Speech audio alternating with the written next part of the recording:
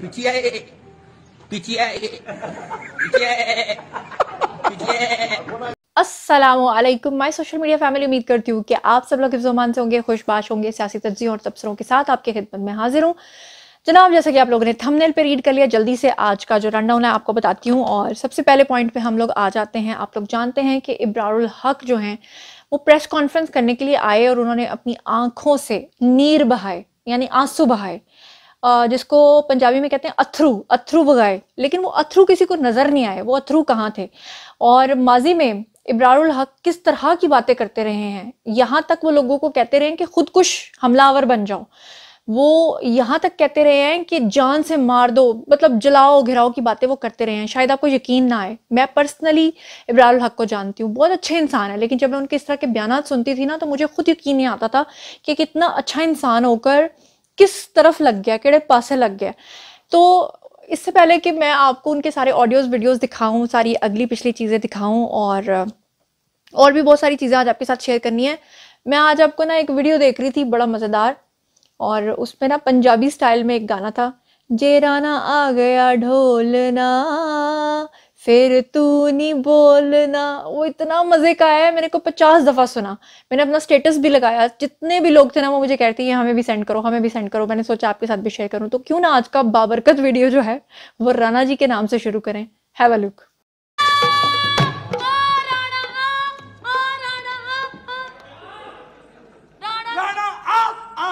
जे राणा आ गया ढोलना फिर तू नहीं बोलना। जी तो आपने देखा, राना आ। मैं खुद भी राना हूँ, राजपूत हूँ जी, इसीलिए मैंने आपको शायद दिखा दिया। चलिए अब मैं थोड़ी सी चार्ज हो गई हूँ तो मैं आपको वीडियो दिखाती हूँ। इब्रारुल हक साहब जो हैं माजी में किस तरह की बातें करते रहे हैं, मैं पहले आपको उनके वो ऑडियोज दिखाना चाहती हूँ, वीडियोस दिखाना चाहती हूँ। और मुझे याद पड़ता है कि वसीम बदामी के शो में वो आए थे और वहाँ पर भी उन्होंने गोलियों से मारने की बात की थी, जिस पे वसीम बदामी ने उनको काफ़ी जो है ना शर्मिंदा करने की कोशिश की थी, लेकिन वो नहीं हुए थे। और उसके बाद अब वो सामने आए और उन्होंने आकर ऐलान किया कि वो पीटीआई को छोड़ रहे हैं, क्योंकि उन्होंने कहा कि मैं पीटीआई को इसलिए छोड़ना चाहता हूँ क्योंकि अब ये पिट गई है, ये पीटीआई है, इसलिए मैं अब इसको छोड़ना चाहता हूँ। फिर अचानक से उन्होंने अपनी उंगलियों की पोरों से अपनी आंखों को छुपाया और सब लोग जो हैं वो ये समझे कि शायद वो आप दीदा हो गए हैं। तो ये जो कैमरामैन होते हैं ना, बड़े चालाक होते हैं। इसने जूम करके जब उनका चेहरा दिखाया तो वहां पे उनको आंसू नजर नहीं आए। तो उन्होंने कहा वाह, ये तो सिंगर के साथ साथ एक्टर भी हैं। तो मैं चाहती हूँ कि आप जरा उनके क्लिप्स भी देखें और अभी जो उन्होंने प्रेस कॉन्फ्रेंस में कहा वो भी देखें। दोनों इलेक्शंस में जीता हूं एहसान इकबाल के मुकाबले पे। मैं आज डंके की चोट पे कहता हूं, ये दोनों इलेक्शन मेरे से ये एक शख्स हारा है। जिधर भी जाता था इसको कोई जूता मारता था, कोई गोली मारता था। ये इतनी बड़ी लीड से कैसे जीत गया? अबरार साहब, एक तो 2 घंटे के टाइम, एक तो अगर आप जूता और गोली मारने की बात को, ये लंबी बहस हो जाएगी। आप अगर जूते और गोली मारने को कोट करने के काबिल एग्जांपल समझते हैं तो मुझे अफसोस है इस बात पे। जूते और गोली की आपको मजम्मत करनी चाहिए, बेशक आपके सियासी मुखालिफ, इसको कोट नहीं करना चाहिए आपको मेरे ख्याल में। और दूसरा मुझे हैरत है कि ये लोगों के सेंटिमेंट्स की मजम्मत क्यों करते हैं आप? ये डेमोक्रेसी, गोली मारने की सेंटिमेंट की मैं हमेशा मजम्मत करूंगा, आप नहीं करेंगे मेरे साथ की मजम्मत।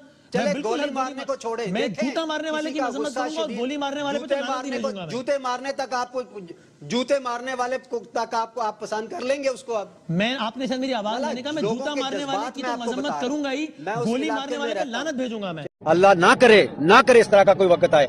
मुझे ऐसे नौजवान मिले हैं, उन्होंने कहा इब्रार भाई हम खुदकुश बनने के लिए तैयार हैं। ये तो इंसान है, इन्होंने अपने सामने नाइंसाफियां होते हुए देखी हैं, तो आखिरी हरबा फिर वो खुदा ना खास्ता वहां तक ना बात जाए। इनके सबर का मजीद इम्तहान ना ले, वरना ये एक बहुत बड़ा, एक मैं बताऊं, ये ये ऐलान करना चाहता हूँ कि I am parting ways with politics for now. और फिर अल्लाह को जो मंजूर हुआ, कल किसी ने नहीं देखा। साथ ही साथ मैं अभी 15 मिनट पहले मैंने कुछ लिखा है और वो मैं आप लोगों के साथ तरन्नुम में अगर शेयर करूं तो मेरे जज्बात की शायद किसी हद तक अक्कासी मुमकिन हो।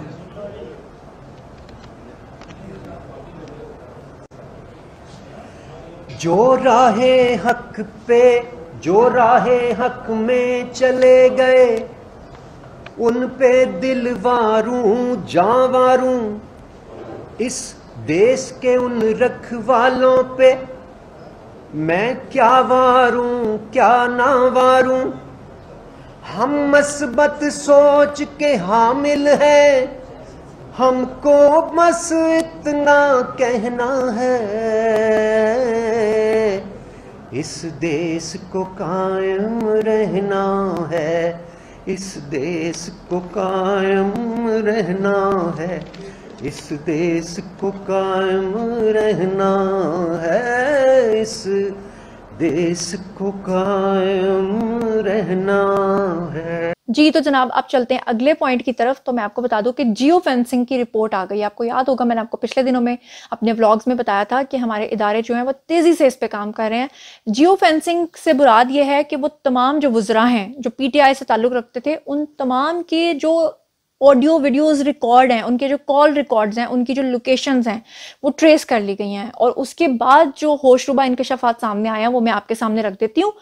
और ये जो लोग आप समझ रहे हैं ना, पके हुए दरख्त से जिस तरह दरख्त से एकदम फल नीचे गिरना शुरू होते हैं, इसी तरह ये पीटीआई के तमाम अफराद और तमाम वुज़रा आप छोड़ के जा रहे हैं।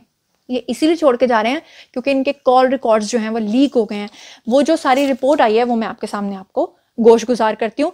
लेकिन इससे पहले कि मैं वो रिपोर्ट आप लोगों के सामने रखूँ, मैं आपको ना एक बड़ा मज़ेदार वीडियो दिखाना चाहती हूँ जिसमें एक शख्स के मुंह से गलती से निकल गया कि खान हम तुम्हारे यूथी हैं, और मुंह से उसके गाली निकल गई, बिल्कुल उसी तरह जैसे खान साहब अभी पिछले दिनों में अपनी तकरीर फरमा रहे थे और एकदम से लाइट चली गई और उन्होंने कहा डक डक डक।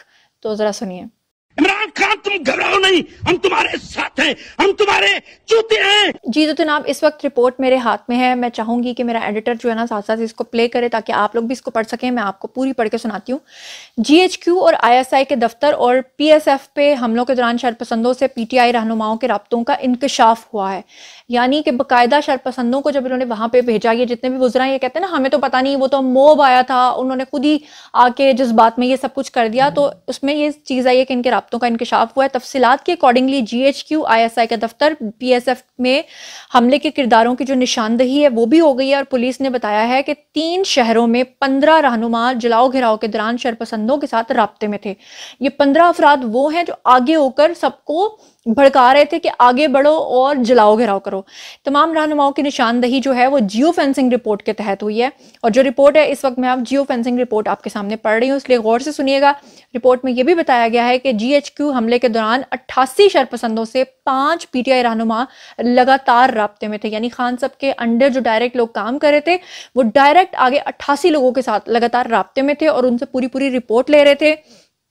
इसमें वासिक कयूम की 8, अजमल साबिर राजा की 7 कॉल्स जो हैं वो ट्रेस हुई हैं, जबकि तारिक महमूद मुर्तज़ा की 9 और राजा उस्मान टाइगर की 6 कॉल्स जो हैं वो इस वक्त तक साबित हो गई हैं रिकॉर्ड के अकॉर्डिंगली। यानी जब उनके सामने उनका डाटा रखा गया तो उन्होंने इनकार नहीं किया, क्योंकि ये तमाम चीज़ें जो है ऑथेंटिक बेसिस पे मैं आपके साथ शेयर कर रही हूँ।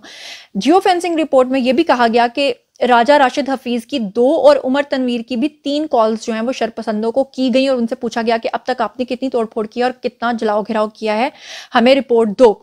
रिपोर्ट के मुताबिक फैसलाबाद में आईएसआई का जो दफ्तर है वहां पर हमले में 25 शरपसंद 4 रहनुमाओं से राब्ते में थे लगातार, और पीटीआई रहनुमा फैजुल्ला की 54, राना असद की 86 और लतीफ नज़ीर की 108, इसके अलावा अयाज तरीन की 16 कॉल्स 36 कॉल्स जो हैं वो ट्रेस हुई हैं। रिपोर्ट में यह भी कहा गया कि पीएसएफ बेस में मियांवाली में जो हमला हुआ उसमें 50 शरपसंद 5 रहनुमाओं के साथ लगातार राब्ते में थे। अहमद खान बुचर की 15, बुचर पिचर जो भी इनका नाम है उनकी 15, अमीनुल्लाह खान की 20 कॉल्स, अमजद खान की 24 कॉल्स, अब्दुल रहमान की 6 कॉल्स जो हैं वो ट्रेस हो चुकी हैं अकॉर्डिंग टू डेटा, जबकि सलीम गुल शरपसंदों के साथ 104 कॉल्स के जरिए राब्ते में रहे उस दिन। यानी कि लगातार उनको पहले तैयारी करवाई गई कि कहाँ कहाँ जाना है, खान गिरफ्तार हुआ तो किस किस चीज़ को तोड़ना है, और फिर फ़ोन पे ये लोग राब्ते में रहे और उनसे तमाम रिकॉर्ड जो है वो लेते रहे। इमरान खान की गिरफ्तारी के बाद होने वाले जो पुरतशद्दुद वाक़यात हैं उस दौरान इमरान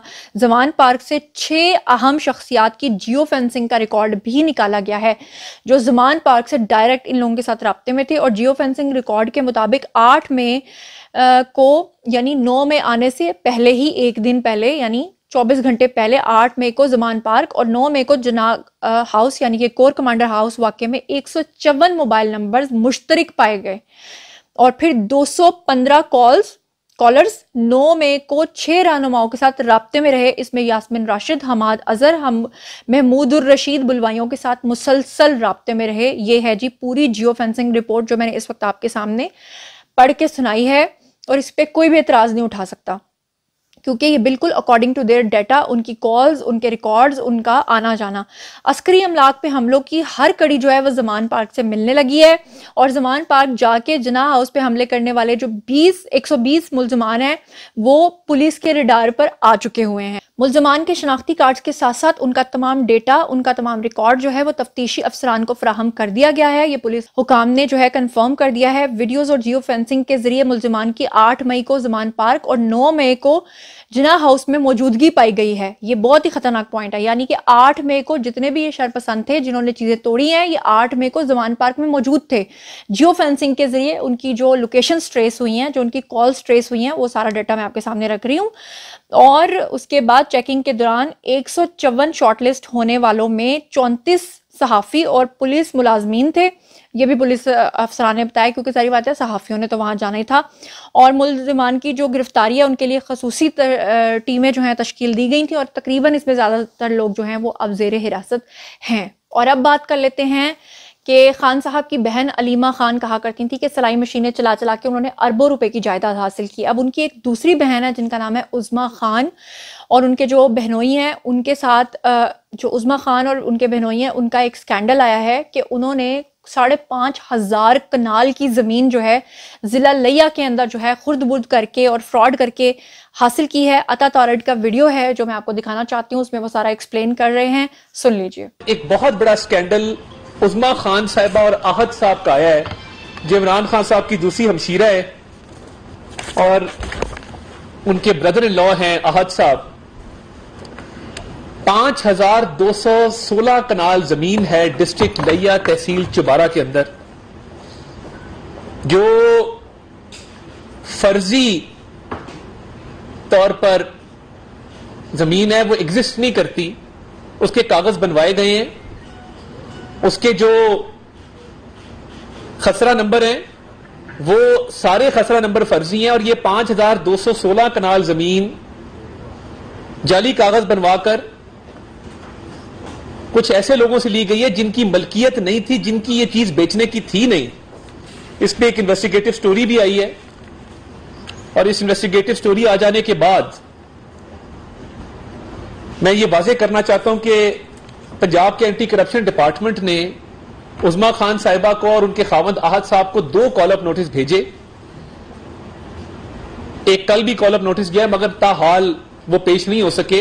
ये काम ऐसे हुआ है कि इनके भाई क्योंकि वजीर आजम थे और पंजाब के अंदर फराह गोगी और बुशरा साहिबा ने एक अपनी ऑल्टरनेट गवर्नमेंट बनाई हुई थी, तो ये गरीब हारियों से ये जमीनें छीनी गई हैं, और इसकी जो कीमत अदा की गई है, ये जरा गौर से सुनिएगा, 13 करोड़ रुपए कीमत अदा की है 6 अरब की जमीन की।